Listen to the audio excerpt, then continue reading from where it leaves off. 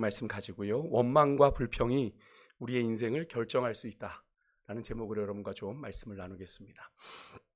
우리가 자주 범하는 죄이면서도 정말로 가볍게 여기고 얼마나 심각한 것인지를 의식하지 못하는 죄가 바로 원망과 불평이죠. 원하던 것이 이루어지지 않거나 또 어려움이 생길 때 우리는 너무나도 쉽게 하나님을 원망하거나 또 남을 원망하죠. 오늘 이 이스라엘 백성 역시도요, 오늘 원망과 불평에 빠져 하나님을 진노하시게 하는 장면을 우리가 만나게 됩니다.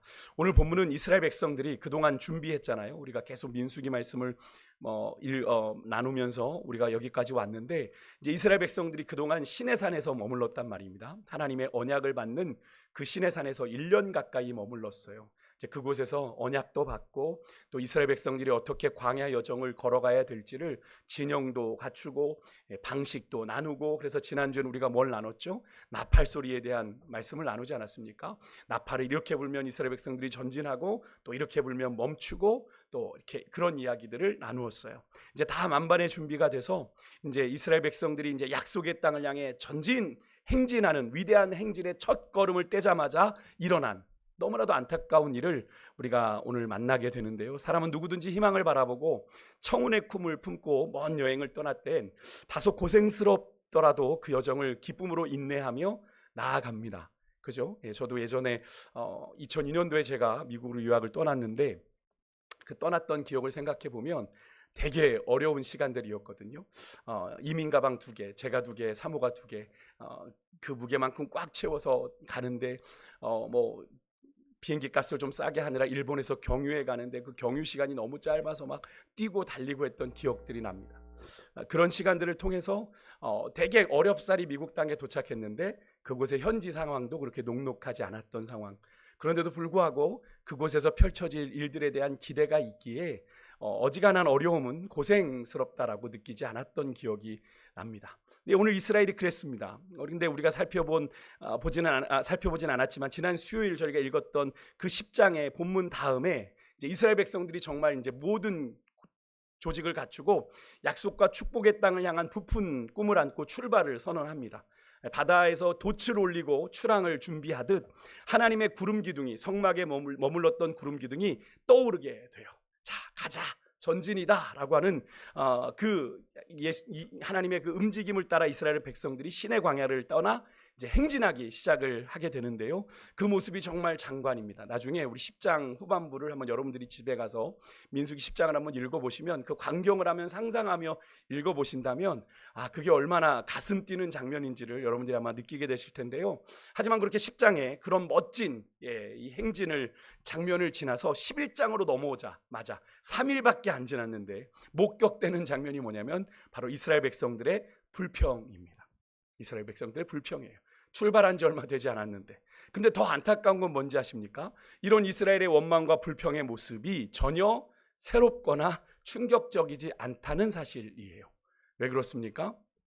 이미 이스라엘이 애굽 땅을 떠나서 출애굽하자마자 홍해를 건너서 시내산에 이르는 그 시간까지 이미 그들의 민낯과 그들의 바닥이 다 드러났기 때문에 그러하죠. 이미 그 전부터 이스라엘 백성들은 하나님 앞에 끊임없는 원망과 불평을 쏟아냈습니다. 출애굽기 15장에서 17장에 보면 이스라엘이 거의 1년 가까이 머물렀던 시내산으로 가는 도중에 이미 여러 차례 이스라엘 백성들은 하나님 앞에서 광야에서 먹을 것이 없다고, 마실 것이 부족한 이 광야의 힘든 여정으로 하나님께 계속 원망과 불평을 쏟아냈던 걸 우리가 알 수 있습니다. 간단하게 좀 살펴보면 출애굽기 15장 22절 27절엔 유명한 뭐가 나오냐면 마라의 쓴물. 3일 동안 물을 마시지 못하고 갔는데 마라라는 곳에 이르렀는데 물을 마셨더니 뭐예요? 쓴물이에요. 먹을 수 없는 물이었습니다. 바로 마실 물이 없다는 거로 이유로 이스라엘이 불평을 쏟아냈던 사건이 바로 그 사건이죠. 16장으로 넘어가면 먹을 것이 없다고 이제 원망하고 불평을 해서 하나님이 저녁에는 메추라기를 통해 고기를 주시고 아침에는 만나를 진중에 내리셔서 광야에서 먹게 하십니다. 17장에서는 한 번도 마실 것으로 인해서 백성이 원망하고 불평해서 모세가 열받아 반석을 치어 물을 낸 무리바 사건이 거기서 있었죠. 그러니까 시내산에서 도착해서 1년 가까이 머물면서 하나님과 언약을 이스라엘 백성들이 체결한 직후에도 그들이 뭐 때문에 원망했죠? 모세가 안 와. 모세가 시내산에 올라간 지 40주 40야가 지났는데 코빼기도 안 보여. 불안하기 시작했습니다. 그래서 아론을 통해서 어떻게 합니까? 원망하다 아론에게 금송아지를 만들게 하죠. 그래서 이게 우리를 애굽에서 출애굽하게 한 여호와 하나님이다 라고 해서 심지어 그 금송아지를 섬기는 여호와의 절기까지 만들어서 막 춤추고 있었던 장면을 여러분 기억하실 텐데요.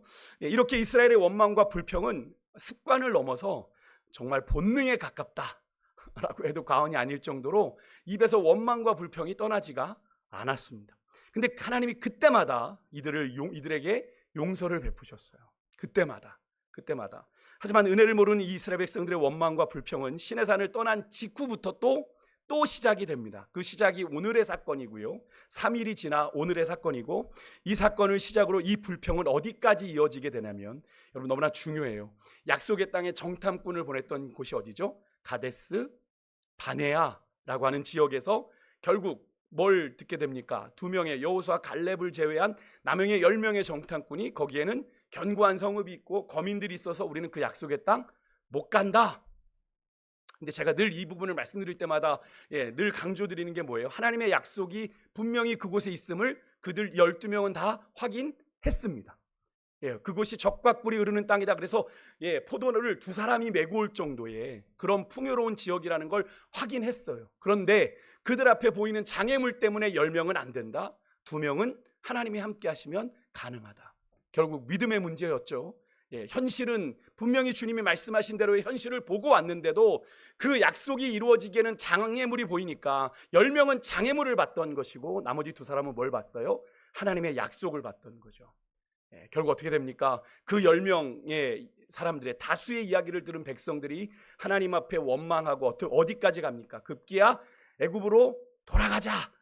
왜 우리를 광야에서 죽이려고 데리고 나왔냐? 막 하나님의 출애굽의 역사까지도 막 원망하고 쏟아내니까 결국 그들의 운명이 어떻게 됩니까? 지금 나온 출애굽의 1세대들은 다 광야에서 죽는 걸로 결론이 이 사건에서 나거든요. 원망과 불평이 계속 되다가 결국엔 마침표를 찍게 되는 게 이 가데스 바네아 사건이라는 겁니다. 그러니까 여러분, 이게 원망과 불평이 우리가 자꾸 입에 다는 게 결코 바람직하지 않아요.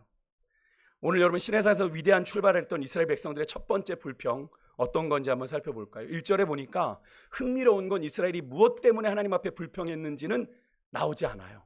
그런데 이렇게 성경은 얘기합니다. 이스라엘이 악한 말로 하나님을 원망했다라고 기록을 합니다. 악한 말로. 그런데 여러분 잘 보십시오. 여기서 보시면 어떤 악한 말인지 모르겠는데 우리가 들어서 악한 말이 아니에요. 누가 들으시기에? 여호와께서 들으시기에, 하나님이 들으시기에 악한 말로 그들이 불평하고 그 불평한 소리를 하나님께서 들으셨다라고 하는 것을 반복하고 있습니다. 한 구절 안에. 그죠? 여러분, 우리가 정말로 여기서 다시 한번 깨닫게 되는 건 하나님이 듣고 계신다라는 거예요. 우리의 입술에. 그래서 민수기에 가면 내 귀에 들린 대로 내가 시행하겠다라고 하시는 말씀을 하시는 겁니다. 그러니까 우리가 함부로 말 내뱉을 수 있겠어요? 어떤 말들을 내 인생 뭐 이렇게 세상 말로 폭삭 진짜 망했수다 얘기할 수 있겠어요? 안 되는 거죠. 하나님이 내 인생을 끝났다고 할 때까지 안 되는 거잖아요. 그런데 자꾸 내 인생이 글렀어, 내 인생은 다 끝났어, 이런 얘기들을 하다 보면 우리 스스로가 그 말에 지배받게 되는 걸 경험하게 되지 않습니까? 여러분, 그 말을 주님이 들으세요. 주님이 듣고 계시다는 걸 여러분 기억하셔야 됩니다. 그래서 하나님이 그 얘기를 들으시고 어떤 악한 말인지는 알 수 없지만 하나님이 들으실 때 악한 말이었어요. 그래서 하나님이 진노하셨고 하나님이 뜨거운 심판의 불을 내리십니다. 아마도 여러분, 제가 구름기둥 불기둥이 하나라는 말씀을 드렸죠. 불기둥이 구름기둥으로 이렇게 가려져 있는 그 구름기둥 속에 불타고 있던 하나님의 불이 이스라엘의 진영 끝을 태웁니다. 그냥 약간 장판 저 끝에가 타고 마는 그런 개념의 정도가 아니라 그 이스라엘 진영 주변을 하나님이 불태우신 거예요. 그러니까 어떻게 됩니까? 결국 근데 이런 사건들이 사실은 이 심판의 불이 일었던 사건들이 예전에도 있었죠. 레위기 10장에 가면 아론의 아들 나답과 아비후가 제단에 하나님의 명령하지 않은 다른 불을 들이다가 제단에서 불이 나와 이 아론의 두 아들이 죽임을 당하게 되는 그런 사건. 또 민수기 16장 가면 모세의 권위에 도전했던 고라자손 250명이 하나님의 불에 다 불타 죽게 되는 사건들이 바로 그런 것 아니겠습니까? 그러니까 오늘 하나님의 심판의 불이 이스라엘 진영의 끝을 불살랐어요. 그런데 여러분, 왜 끝일까요?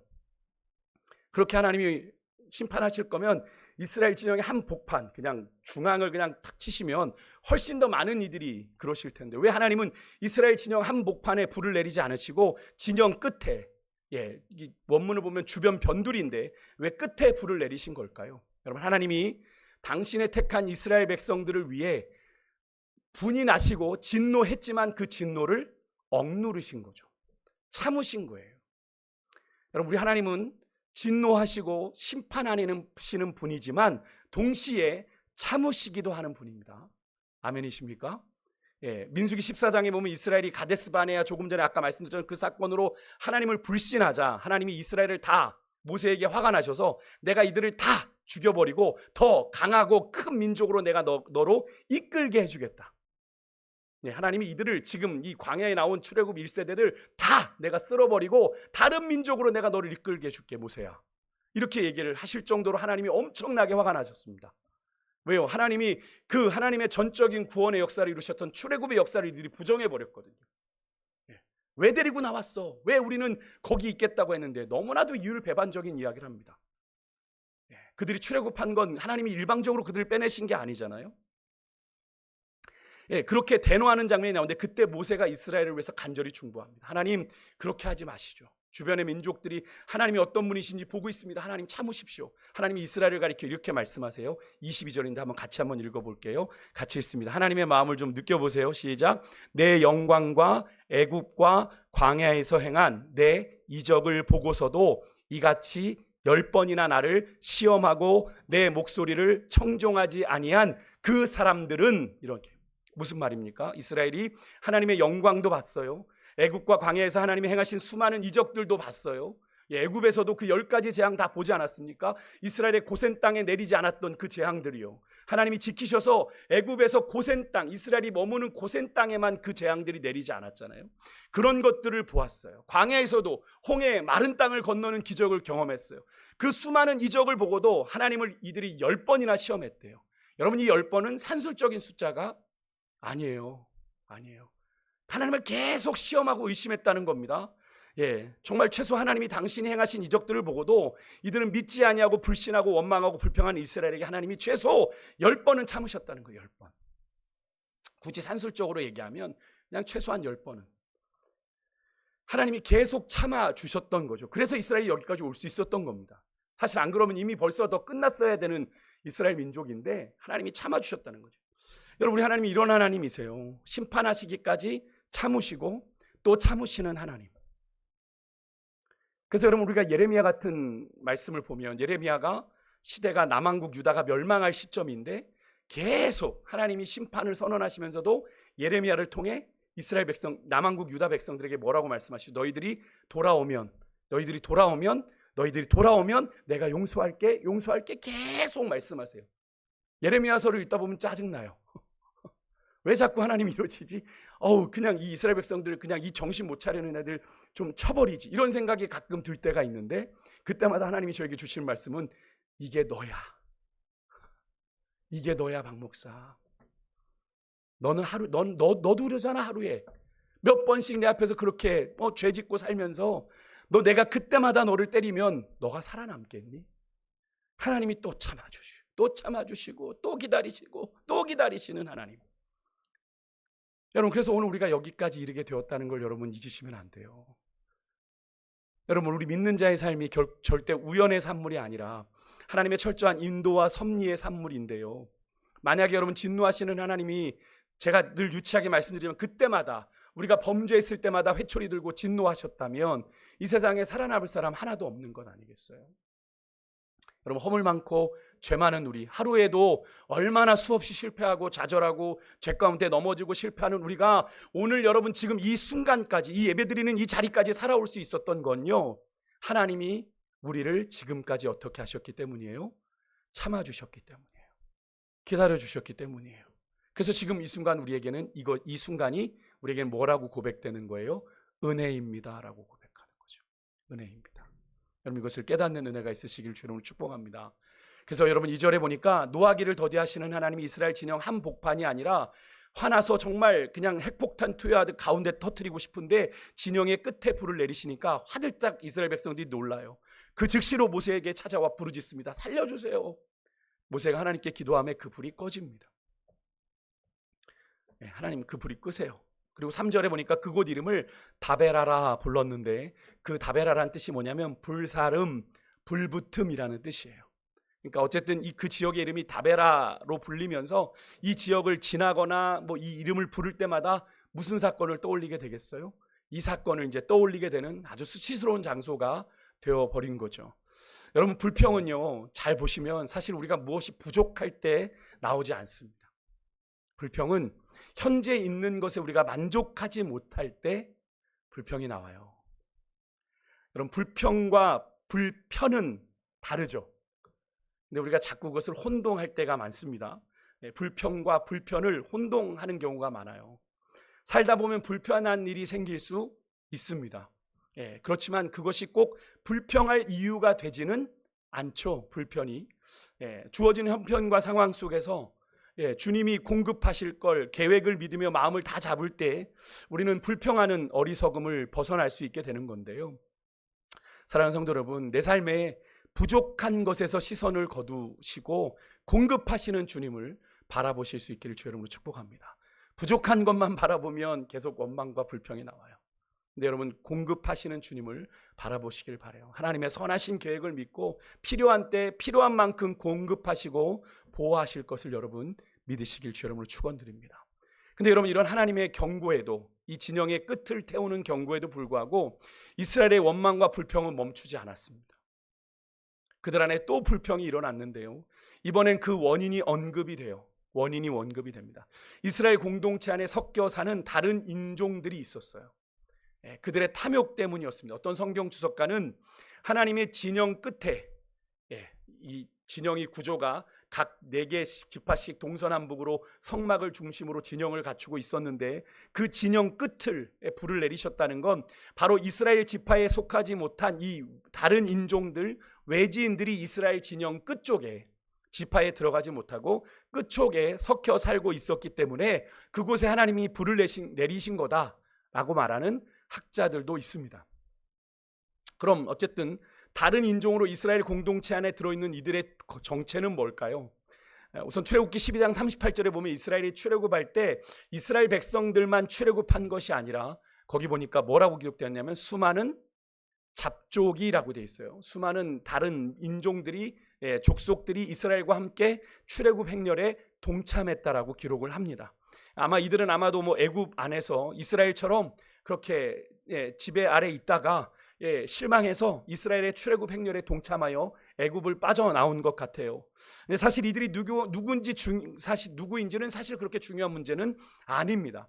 이미 유월절 어린 양의 피가 여러분 이스라엘 백성들만을 위한 것이 아니라 그 피가 발라진 집에, 문설주와 임방에 발라진 집에 누구에게나 적용되는 은혜였던 것을 우리가 기억하잖아요. 그죠? 그 집에 누가 있던 건 중요하지 않았어요. 어린 양의 피가 문설주와 임방에 발라진 집은 죽음의 사자가 다 그냥 넘어갔습니다. 거기에 이스라엘 백성만 있었느냐? 그렇지 않거든요. 그런데 그 안에 들어가 있으면 살았단 말이에요.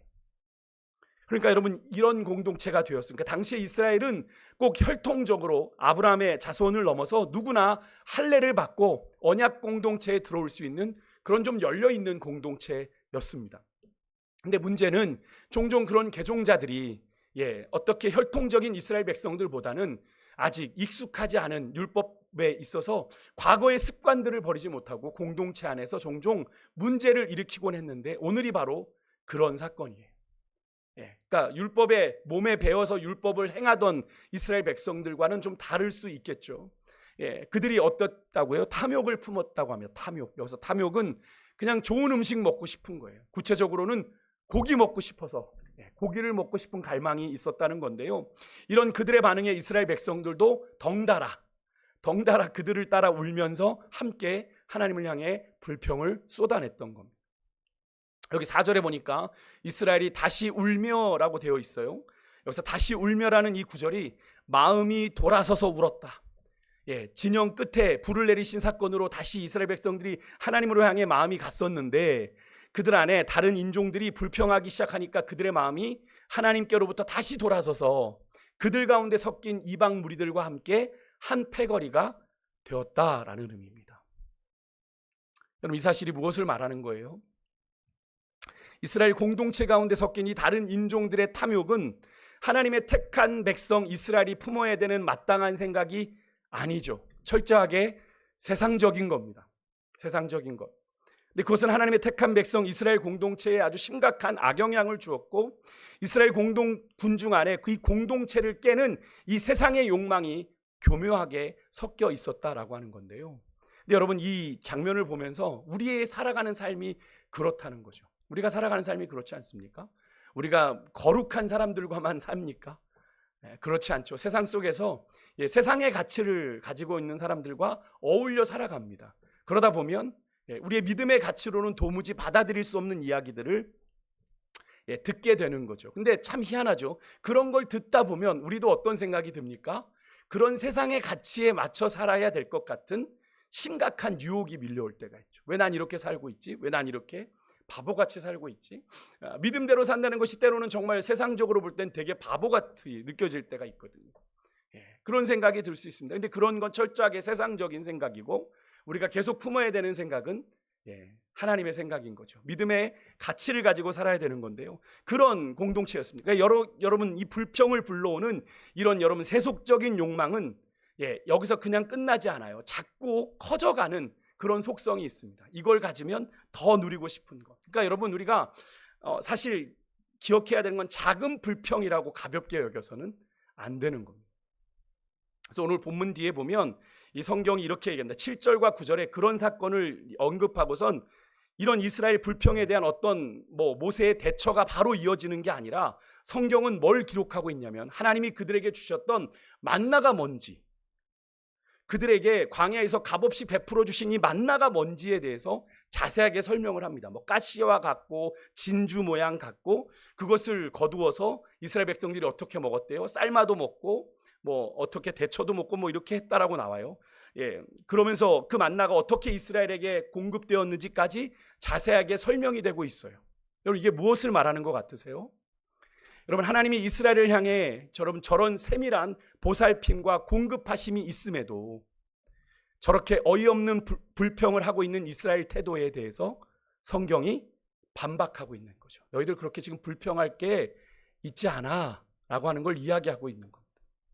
사실 이스라엘의 지금의 상황은 지금 저 하늘에서 내리는 양식 만나로도 충분히 만족하고 감사하며 살 수 있는 상황인데, 그런 감사를 잊어버리니 뭐만 남는 거예요?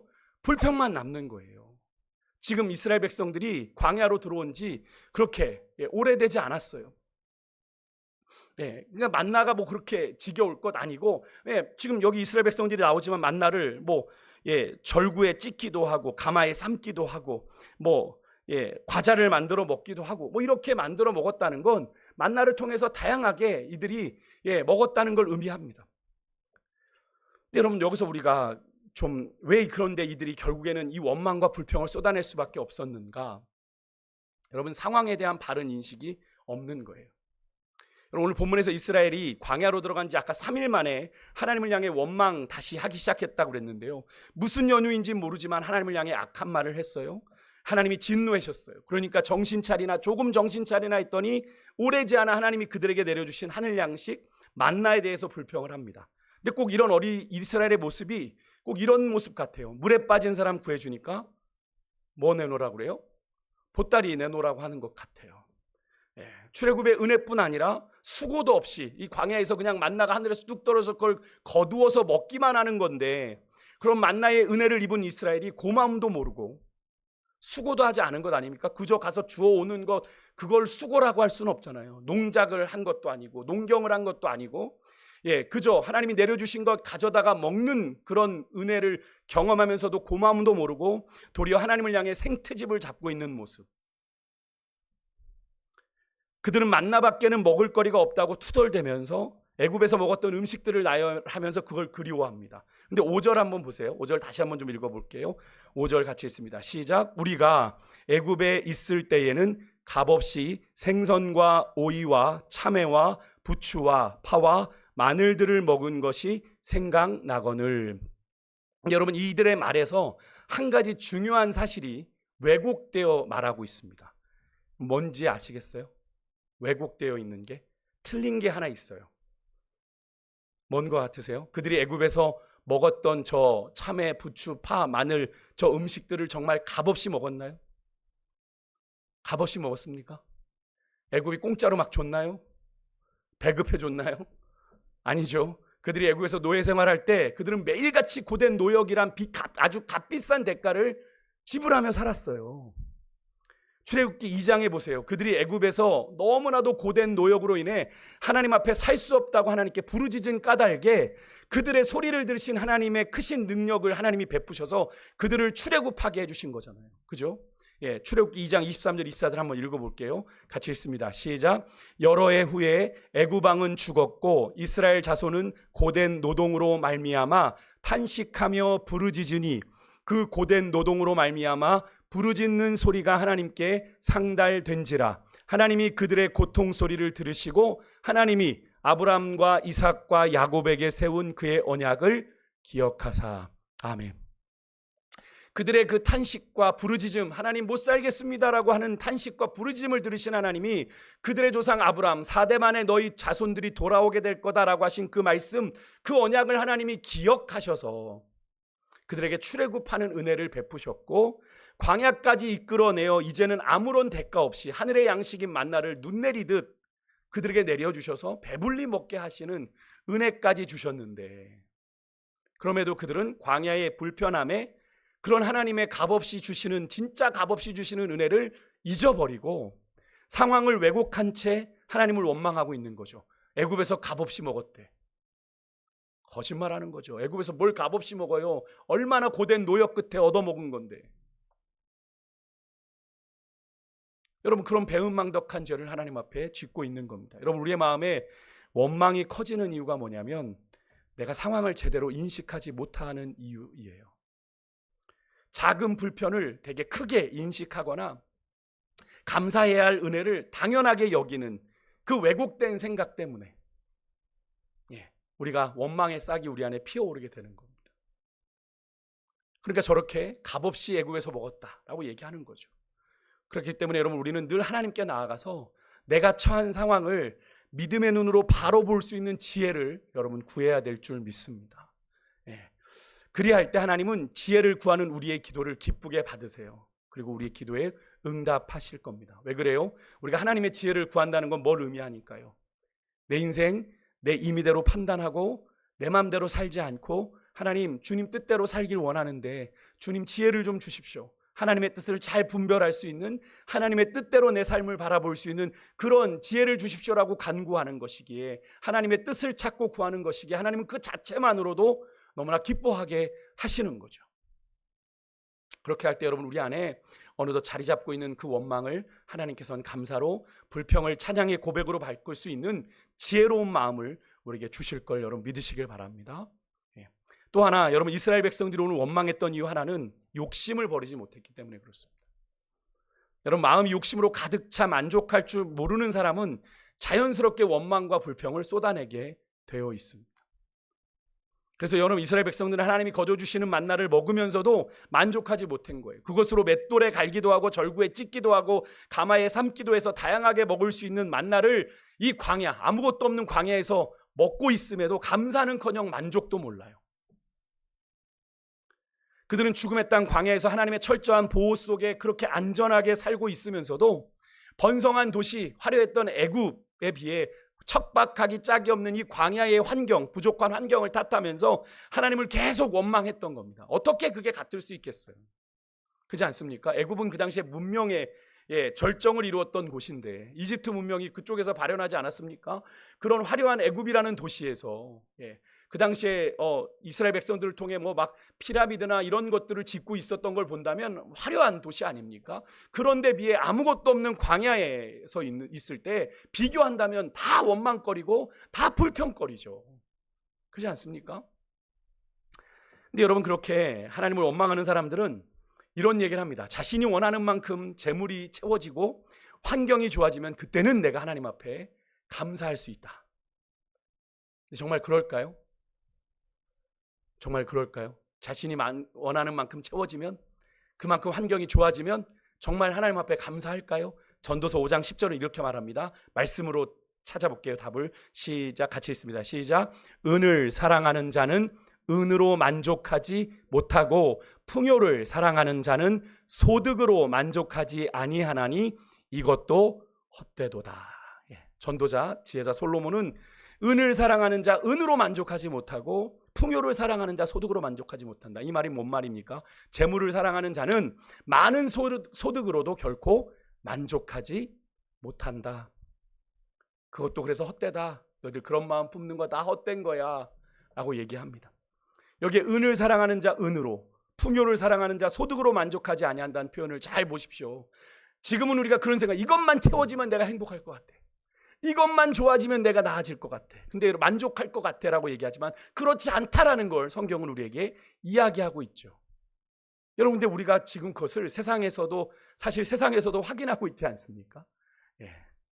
돈을 사랑하는 사람 치고 돈으로 만족하는 사람 없습니다. 사람의 욕심은 끝이 없어요.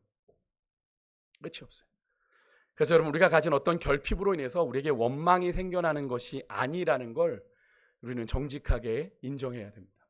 내가 어떤 게 없어서 원망이 생기는 게 아니고, 그러니까 먹을 것이 있고 입을 것이 있음에도 더 많은 것에 욕심을 내는 우리의 마음이 바로 이 원망이라고 하는 죄악의 깊은 뿌리예요. 그래서 여러분, 우리가 이 욕심에서 벗어나려면 사도 바울의 권면대로 범사에 감사하는 습관, 또 일체에 자족하는 비결이 우리 가운데 있어야 될 줄 믿습니다. 감사를 고백할수록 하나님이 얼마나 많은 은혜를 주셨는지를 발견할 수 있게 되는 거예요. 그래서 제가 여러분들에게 자꾸 감사 노트를 권면해 드리는 건 다른 게 아닙니다. 감사를 자꾸 기록하다 보면 그게 내 감사였구나라는 걸 기억하게 되는 것이고요. 근데 그게 지나가 버리지 않습니까? 여러분, 감사를 하지 않으면 그것이 어느 순간 내 인생에 당연한 것이 돼요. 그렇죠? 당연한 것이 되면 나중에 뭐가 된다고요? 세상에서 얘기해. 그것이 권리로 착각하는 거예요. 내가 하나님 앞에서 당연히 내가 누려야 되는 것. 우리가 당연한 게 어디 있어요? 빈손으로 왔는데. 우리가 당연한 게 어디 있어요? 여러분, 하나님 앞에 근데 당연하다라고 생각을 하는 거죠. 여러분, 아무리 자녀가 부모에게 받는 사랑이 자녀일 때 당연하다고 하더라도 그 부모의 사랑에 감사할 줄 아는 게 당연한 것 아니겠습니까? 근데 그게 없어지기 시작하는 거죠. 여러분, 원망과 불평이라고 하는 것을 우리가 너무나도 쉽게, 그래서 원망과 불평을 습관처럼 하는 분들도 계세요. 여러분, 절대로 가볍게 여겨서는 안 됩니다. 하나님을 원망했던 이스라엘 백성들, 아까 제가 서두에 말씀드렸죠. 결국 어디까지 이르렀다고요? 원망 불평하다가 결국 하나님이 주신 약속의 땅에 가나안에 들어가지 못했어요. 여호수아 갈렙을 제외한 아무도 들어가지 못했어요. 그럼 원망과 불평을 해서 우리는 경계해야 됩니다. 요즘 여러분, 예전에 아이들 만화 중에 개구장이 스머프라는 만화가 있었는데요. 저 어린 적에 보던 만화입니다. 거기에 어떤 스머프가 나오는지 아십니까? 이런 스머프가 나옵니다. 생긴 게 어떻게 생겼습니까? 투덜투덜 되게 생겼죠. 이름이 투덜이 스머프입니다. 투덜이 스머프. 얘는 맨날 말만 하면 투덜투덜 하는 애입니다. 늘 불평을, 항상 불만을 달고 사는 그런 캐릭터인데요. 그러다 보니 여러분, 종종 저희 시대엔 저런 걸 캐릭터화한답시고 그렇게 불만스러워하는 캐릭터를 하는 친구들이 있는데 별로 좋지 않더라고요. 별로 좋지 않더라고요. 여러분, 원망과 불평을 우리가 때로는 습관이야, 그렇게 습관이라고 여러분 치부하지 마시고, 여러분 습관처럼 내뱉는 여러분의 원망과 불평이 여러분도 모르는 사이에 여러분의 인생을 결론 지을 수 있다라는 사실을 여러분 분명히 기억하시고, 제발 여러분의 순간의 감정이 여러분의 인생의 태도가 되지 않도록 여러분의 감정을 잘 다스리시고 주님 앞에서 우리의 모습을 돌아보고 잘 다스리는 그런 믿음의 지혜가 우리 가운데 있도록 여러분, 그 지혜를 날마다 하나님 앞에 구하며 그렇게 날마다의 삶을 살아갈 수 있는 은혜가 있으시기를 주의 이름으로 축복합니다. 우리가 이 찬양을 통해서